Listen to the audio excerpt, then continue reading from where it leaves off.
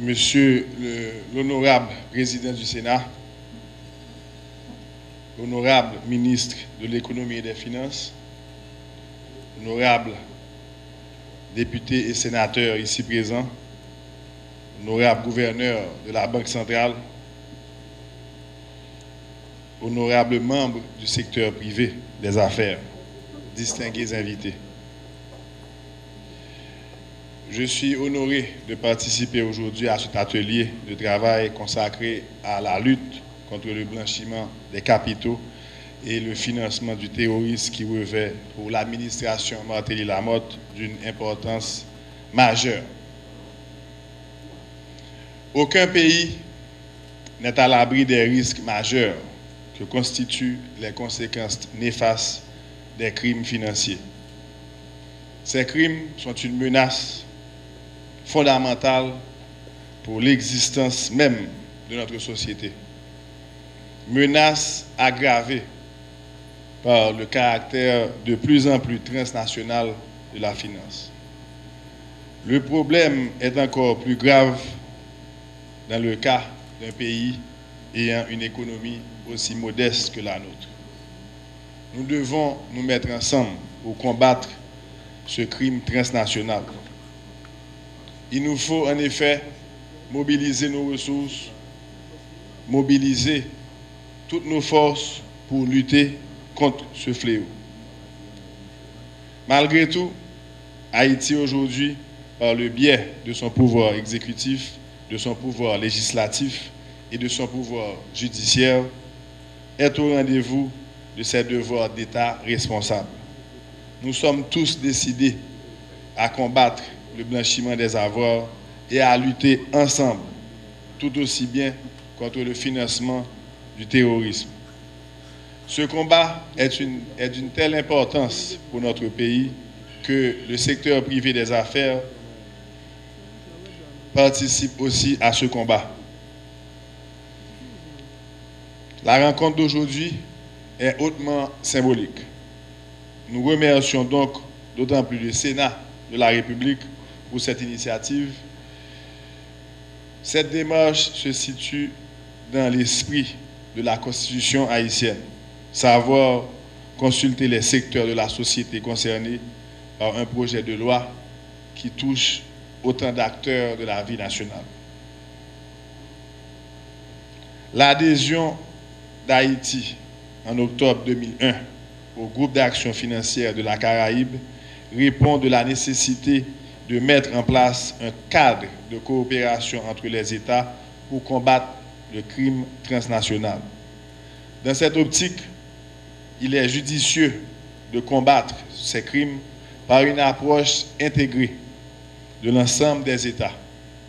Aussi, la ratification d'instruments internationaux par Haïti commande une mise en place normative au plan local. De ce fait, il est impératif qu'Haïti adapte sa législation aux 40 recommandations du groupe d'action financière, GAFI, révisé en février 2012. En suivi du rapport de l'évaluation de notre pays par le GAFI en 2007, il est urgent d'établir un cadre légal efficient pour lutter contre ces fléaux que sont le blanchiment de capitaux et le financement du terrorisme. À date, des efforts allant même au-delà de nos moyens ont été consentis pour aboutir à un projet de loi visant à réprimer des infractions financières graves en les criminalisant. Ce projet de loi dont il est question aujourd'hui aspire notamment à avoir des objectifs concrets. Premier objectif, doter Haïti d'un outil juridique moderne, adapté au combat contre ces crimes de nouveaux genres que sont le blanchiment des avoirs et le financement du terrorisme en harmonie avec le nouvel ordre juridique international. Le deuxième objectif, c'est de renforcer les sanctions pénales pour les catégories d'infractions en faisant des crimes, notamment la corruption, le détournement de fonds publics, la contrebande et le trafic d'êtres humains. 3.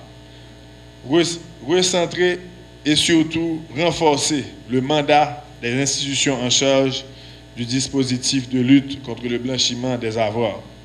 4. Mobiliser les institutions financières sur la déclaration de soupçons, tout en établissant des lignes directrices sur ce blanchiment.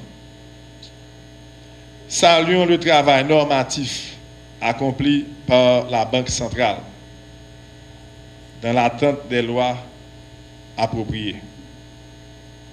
La BRH, en effet, a su doter le système bancaire des normes qui lui étaient nécessaires pour contribuer à la lutte contre ce fléau.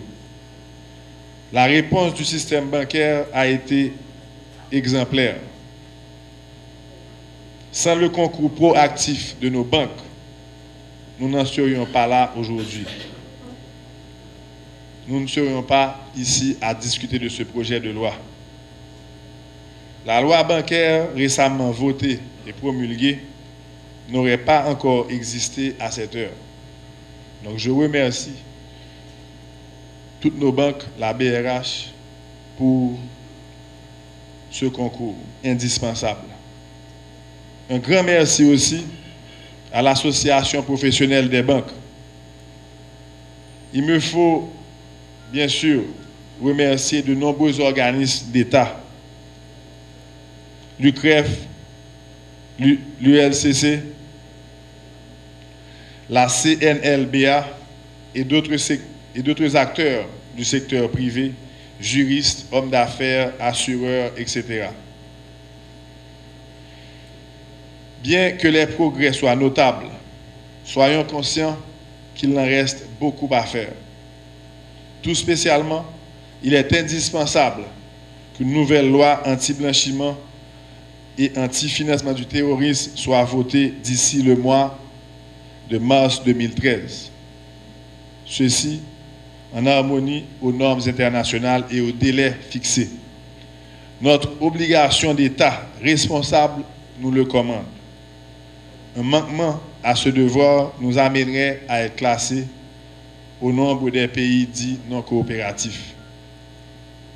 Nous devons souligner que lors de l'Assemblée plénière du GAFIC aux îles Vierges britanniques en novembre 2012, de nombreuses obligations ont été faites à Haïti.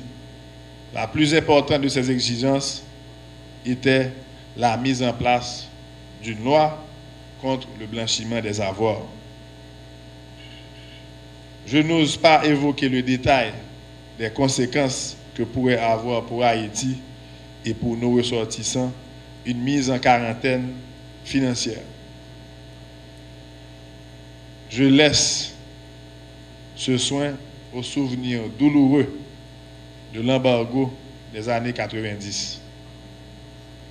Je dirais simplement, évitons la mort financière. Dépêchons-nous de mettre en place ce projet le plus rapidement que possible.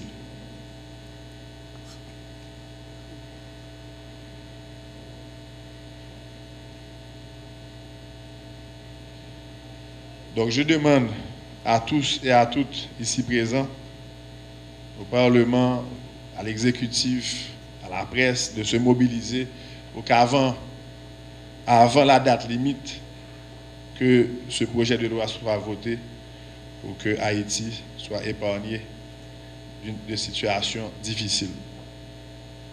Donc je souhaite ici une bonne participation à cet atelier de travail et je déclare ouvert la séance. Merci.